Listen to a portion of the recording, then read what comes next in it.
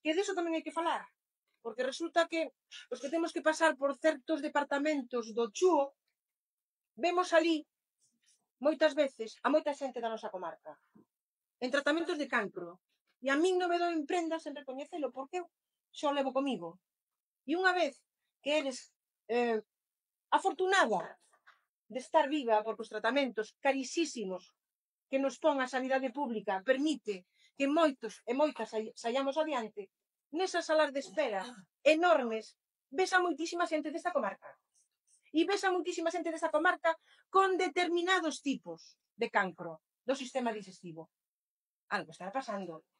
Non queremos estudiar, non queremos investigar, vale, pero si hai datos contrastados e o goberno e a Comunidade Económica Europea nos está alertando de que temos que declarar unha zona que ten un problema, declarémola.